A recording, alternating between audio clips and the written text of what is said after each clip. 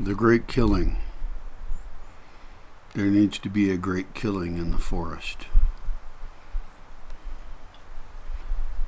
With the changes that have been made over time, motivated primarily by the pine beetle plague, there have been two plants that have proliferated. And those plants are not very useful. And we'll evaluate that, since you would think every plant could be useful for something. But there's a grass which might have come from another country. It might be native, I don't know. Somebody said it came from another country, but it doesn't really matter. Stuff moves around anyway. It's a grass that takes over. And it's okay. Like, is it really bad? Because there is the question of, could ruminants eat it? Would they eat it? Well, I don't know. I don't have any ruminants. Ruminants are animals that eat plants, like donkeys, horses, goats, stuff like that. But ruminants might also eat other stuff that we don't want eaten. But maybe they think it's really tasty. So that would be the ideal, best solution for these plants. And then the roots of that particular grass can be used as a scrubby, but you have to do a bunch of work to dig it out just to get something you can use as a scrubby. And so most people are not going to want to dig that plant up just to get a scrubby. Still, though, that's something to consider. I mean, it's a natural product of the forest, and maybe that's a good option. Then there's another one, which is kind of like Scotch broom, but it's not. And I don't know its scientific name. I don't know the scientific name of either one of these. It could be in my spreadsheet, but I'd have to go look at my spreadsheet, and I currently have no power except the power left in the battery in this camera. That is all the power that exists within 2 kilometers of here. And I'm using it to talk to you about some plants. And that one, apparently animals don't really like to eat. It's kind of woody. It grows really well, it grows really big, and it gets in the way of everything. So if I could snap my fingers, which apparently I can do, but if I could snap my fingers and have something magic occur, would I get rid of both of these plants magically from the entire forest? Why, yes, I would. And guess what? They would come back. They would come back with the poo of birds. There'd be seeds in the poo of birds, and the wind would blow seeds in. And so ultimately they'll have to be replaced. And the replacement long term is that trees will have to grow up, providing more shade. And those trees are working every year very hard at growing up, and they're going to fix it. They will shade out these other plants, both of them. But in the meantime, use land for other stuff. And so I predict that what we really have to do is have a massive killing. And that's going to take a while. Now, I have machetes, and we can machete them to weaken them. We can weaken them before and after the rains, and that's a good start. We can burn the material. The grass, by the way, could be used for thatching roofs, maybe, but thatched roofs are something I'm not a huge fan of. They have to be replaced eventually. I realize they're popular in places like England and stuff, and they were used for that in the past, apparently. But I don't really like thatched roofs. I like things that last a long time. So, not a huge fan. we can, of course, cut them and burn them, and we could even burn them in buildings and places where we want biomass to be burned to provide heat. But macheting anything is a bunch of work. And we're talking about many, many, many acres of this particular plant, these two plants. So we're talking about thousands, tens of thousands of people hours of macheting, and that's not going to kill the plant. You have to dig the roots out then. But in a multi-year process, it could be that we machete it and then we weaken it for a couple of years and then we dig it out while it replants, and at least then it won't be producing seeds. It's a difficult thing. We do still have fossil fuels. Civilization has not yet fallen, although it is on its way to falling. So weed whackers, and I have a weed whacker with a circular saw blade that cuts through stuff, and because these little ones with a string are just ridiculous. They're a joke. I mean, they're fine for wherever you're at maybe, but they don't work for here. This is a hardcore place. And so that also would be thousands of hours of work using a machine that's noisy, uses gasoline, has to be tuned up occasionally, and that's probably the better option. So having a massive pass of murder of these two plants in every part of the property is not a bad idea. And then burning on site the material, because when we do burn something outside on site, it does create a burn spot that makes a really nice little garden. We have planted burn spots before, and they are more productive spots than other locations. So we can plant tomatoes and carrots and other things. And we could even very carefully choose, like, where do we mound all that stuff up at, and then we burn it. Now, we burn it very carefully at exactly the right time of the year because we don't want to start a forest fire. And forest fires are a major problem here. Like, the best way to fight a forest fire is by fighting it first.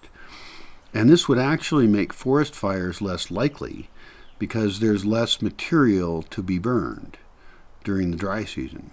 So, this is complicated. And the reason I'm sharing this is because there's other people out there who are managing pieces of land who have plant material that they would like to get rid of, and they have to figure this shit out too.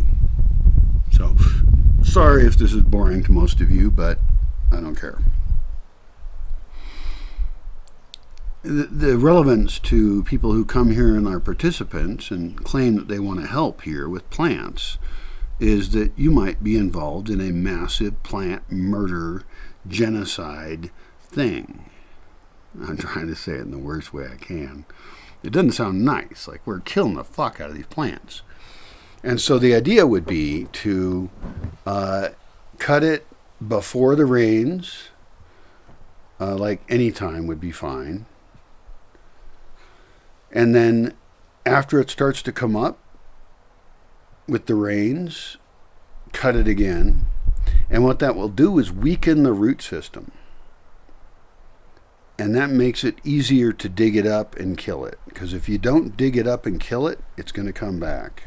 These are not easy plants to kill. They're super, super tough. So you can completely chop them down and they will grow right back. They will grow right back in the middle of a dirt road. I am very experienced with this. I've seen it for years. And does it hurt anything if we kill these plants? Well, the bees do like one of them. The second one. A little bit. But they like other stuff way more. the birds and stuff, like other types of plants, way more. And anything growing in the middle of a road needs to be killed. Otherwise, you lose your road. That's just how it goes. And of course, I have roads that I don't use, and so they just become completely so covered in these plants that you can't even drive on them. You would have to have a super truck of some kind, and you might damage the under part of the truck. I mean, I even have trees. This is a different problem, but I have whole trees like oaks and madrones that grow up in the middle of roads. And it would be nice to have a little tiny bulldozer and dig those up and give those away to places who don't have those trees, because madrones are not super everywhere around here. And so it would be a wonderful gift to give to a town, especially a town that we had a relationship with and wanted to have a park in a place and have really pretty trees, because madrones are so pretty. They're curvy, they're sexy trees, they're wonderful. And so it would be really nice to, rather than just murder those, to make the effort to dig them up and move them to a place at exactly the right time of year, just before the rains, and then see if they live. And they might. The madrones are a little bit picky. They're kind of finicky. Anyway, back to the murder and genocide. It's much more exciting. So we do a year of murder and genocide on these, and then we dig them up, and then we already have in production a whole bunch of other kinds of plants that we can then fill that area in with. And you can think of stuff like red thyme. Red thyme is commonly a lawn replacement. It's a very good idea, and you could look that up for where you are to see if red thyme would replace your lawn, because lawns are stupid, and mowing your lawn is dumb. Like, owning a lawn is dumb. I mean, I own many acres. Guess how much lawn I have? 0. And I'm not saying I would never do it. There are some cases where maybe I want to have a lawn. Maybe I want to have a what's it called?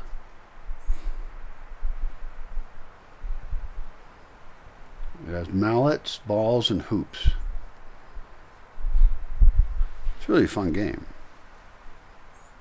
And it likes a lawn.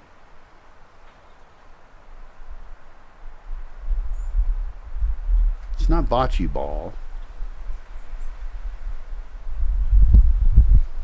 I forgot the name of the game. I haven't played it in a long time. But also, I do want to build a putt-putt golf course, because that would be so cool. Like, putt-putt golf is, like, super great. I mean, it's good for families. It's good for, I mean, you could have it lit at night. You could be having some beers and play putt-putt golf. And you could, like, make it out of fairly natural materials and, like, mud, cob, and you could have parts, just all kinds of really cool stuff. And, you know, the ball could go in a cool hole and then come out of a different hole. And it could be kind of random which hole it comes out of. And you could, you know, shoot it through a windmill thing, or, I mean, it would be so fun. Anyway, so we need space to build stuff like that. And in order to have space, we have to get rid of these invasive plants. And the second one, ruminants, I am pretty sure my friend told me don't like anyway. And they're just woody and annoying. And I don't know if there's, like, if we cut them, like, could we keep the sticks of that? Because some of the sticks get really thick. They're really useful, potentially, for something. So we could have piles of sticks that come out of that plant. So I'm not against using them for more useful purposes. That's cool. But for pragmatic purposes, it might just be better to declare total genocidal war on these two plants.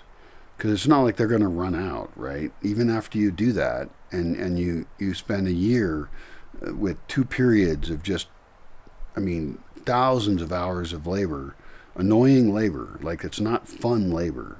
You'd have to pay someone to do it. Or they'd be really bored, in which case you still have to pay them.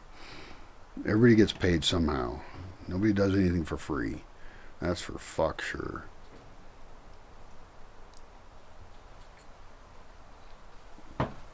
So just massively wipe them out. and then plant everything else you can. Or in some cases, like, well, I have whole roads that are grown over with this. Like, I have an entire area up there, over there, that is just grown over with this plant. And that's a case where a bulldozer should just go in and scrape the ground all over it. But then it's going to come back, right? And so we didn't solve the problem. We got rid of it temporarily. And so what do we do with it? Do we pave it? That doesn't sound that great. Do we buy truckloads of sand and dump it on it?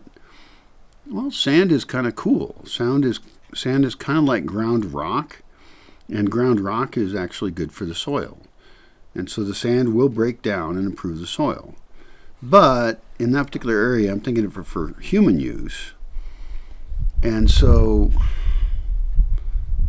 what do we use as a ground cover? White clover? Maybe. Do I buy whole big huge bags of like red thyme and white clover and have it be bulldozed and then spread that seed everywhere at exactly the right time of the year before the rains? And then that actually isn't a bad idea. It would handle traffic okay. And if there was traffic, it would keep these other plants down, and we could monitor it, and we could see that a plant showed up and kill it when it was a baby. It would work. So bulldozers, as obnoxious as they are, as noisy as they are, fossil fuel based, that would work.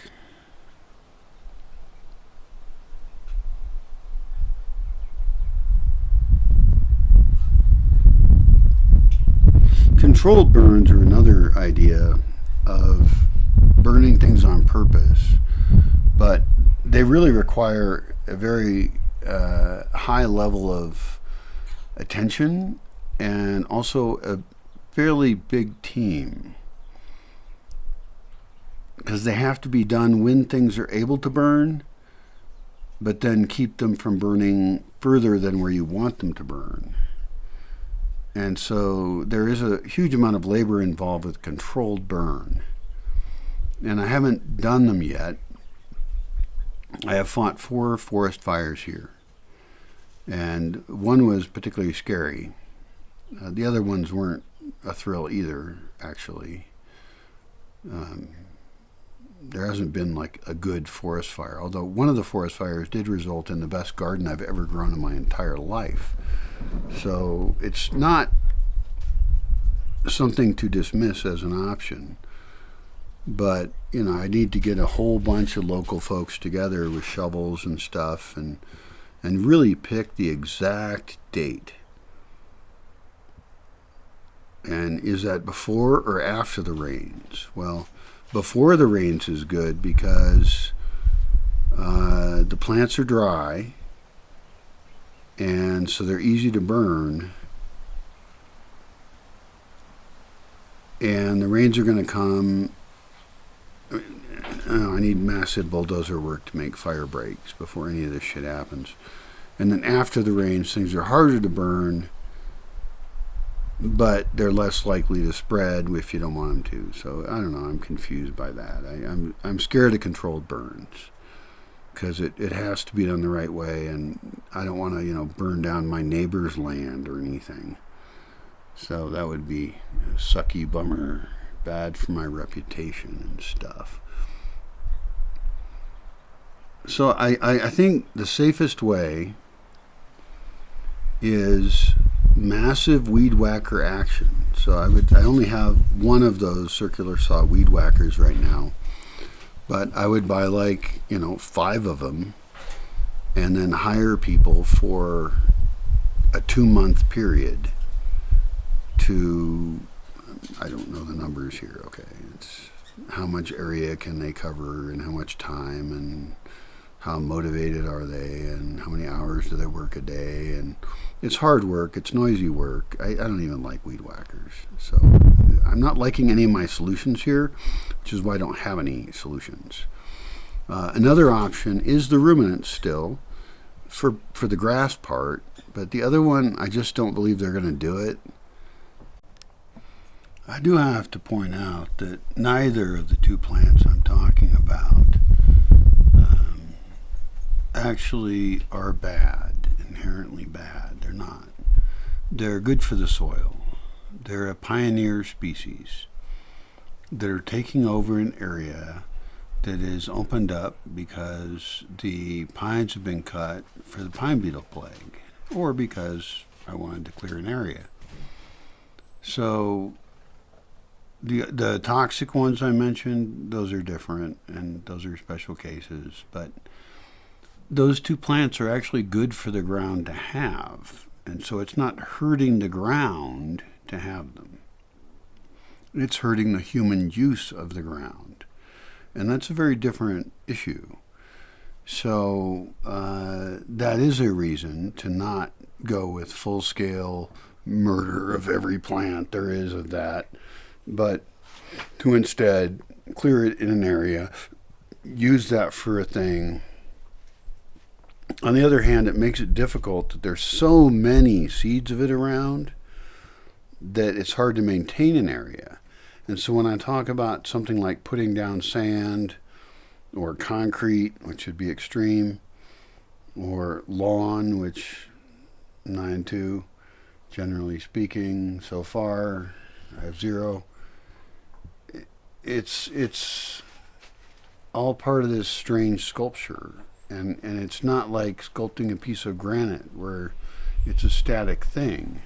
It's a living bunch of organisms. And, there's mycology involved, and mushrooms, and microclimates, and there's many other plant options. My spreadsheet has like at least 350 species of plants on it. And there's thousands of others I would like to include in the system. So it's not simple. So this entire video just comes out of a base response that this plant is too successful. These two plants are too successful here, and I want to set them back so that other things have options, because I have a lot of other things I'd like to do, like plant cedar hedges or put bamboo, clumping bamboo, timber bamboo in spots, and there's just a lot of stuff I want to do. And so it's just an initial negative reaction to this plant grows too much, too well. It's not that it's an inherent